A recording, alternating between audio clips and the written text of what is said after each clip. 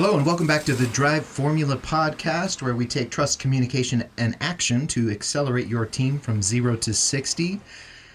Welcome back. This episode is Chapter 9 of the book Driving Engagement by Eric Lichty and Marcus Williams. If you don't have a copy of the book yet, we'd really appreciate it if you would purchase it. If you already have it, if you would leave a review, that would be very helpful, whether on the podcast or on a bookseller site. Reviews help a lot.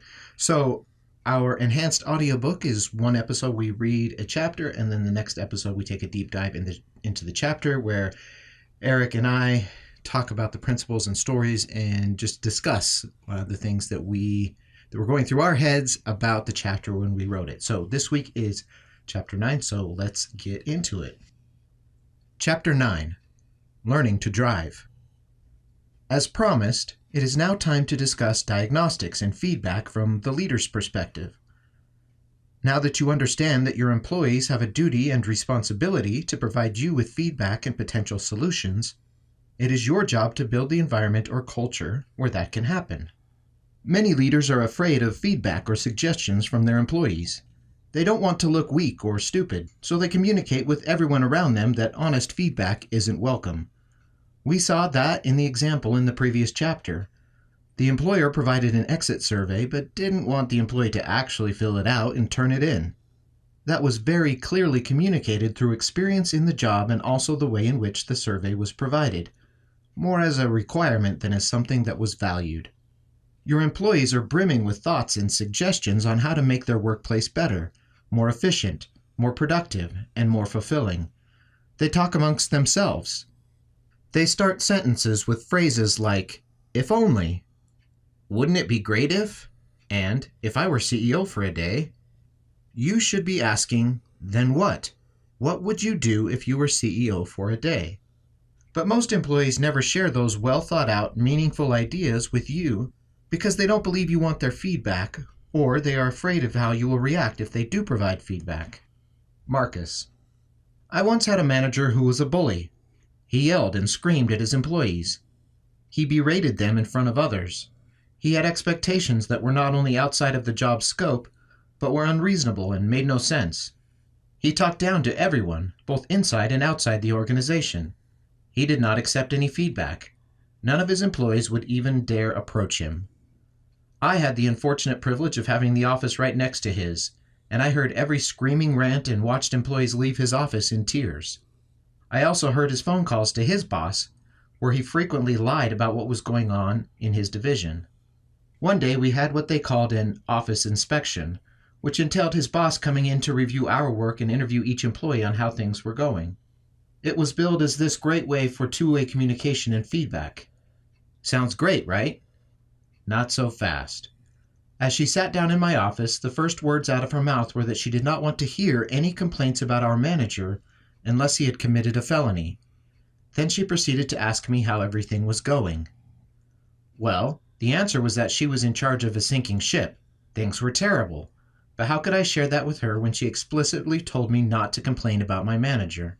So what did I do? I shut down. I lied and said everything was fine, just to get her out of my office. I could have puked when the inspection report came out a few weeks later reporting everything was fine and dandy. Imagine if you bought a new car and the first thing you did was cut all of the wires leading to the dash. Maybe you find all of those little lights annoying when you are driving at night, so it was just easier to get rid of them.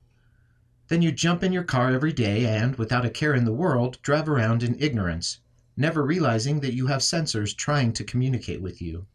The check engine light was on. The check oil light was on. The low tire pressure light was on. But you saw none of the warnings because you chose to disconnect the lights for convenience's sake.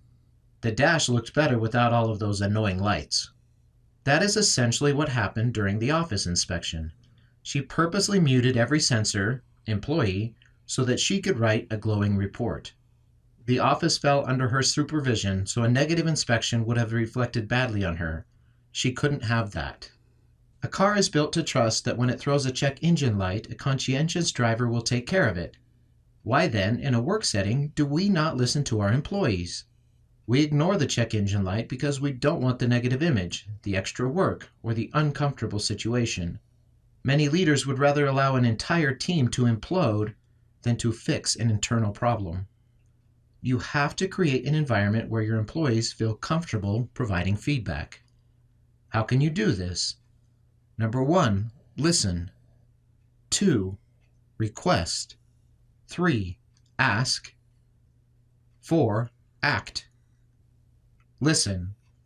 When an employee comes to you with a problem, take the time to listen and truly understand what they are telling you. Don't try to act like you know everything. Remember, they were hired to do that specific job because of their specific expertise. Allow them the time and courtesy of your undivided attention. If you aren't following, have them continue explaining until you do understand. You should be able to explain the issue effectively to your boss. Request.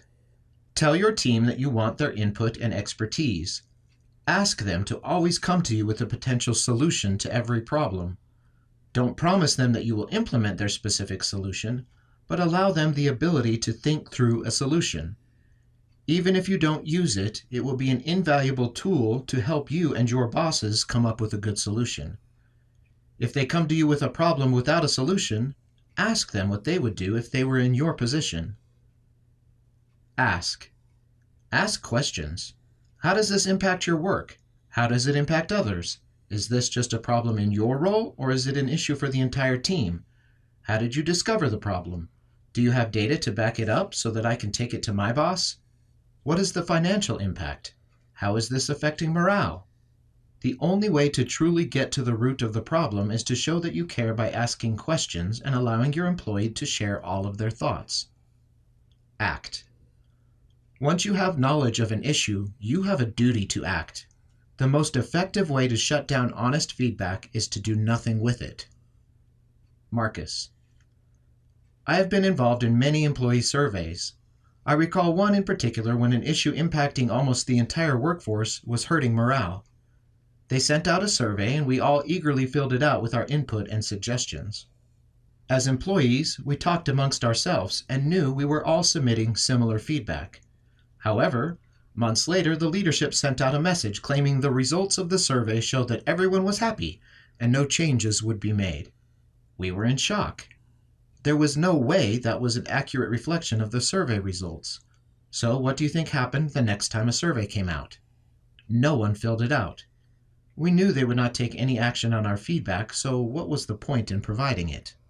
The anonymous suggestion box has to go. Having an anonymous suggestion box is an open acknowledgement that you have created an environment where employees do not feel comfortable providing feedback or suggestions to their boss. It is an open admission of failure. There will be a difficult transition as you try to get your employees to trust you with their thoughts and feelings. The best way to build that trust and confidence is by following the 4 steps outlined above. Show them that you need their expertise and that you recognize they have knowledge you don't. Get rid of the attitude that your position somehow makes you more special or intelligent than your employees. Show your employees respect, both personally and professionally. Show humility by acknowledging you need them for your team or business to succeed. A great driver isn't the one who can do the engine's job the best. It's the one that knows how to listen to the machine and keep it running.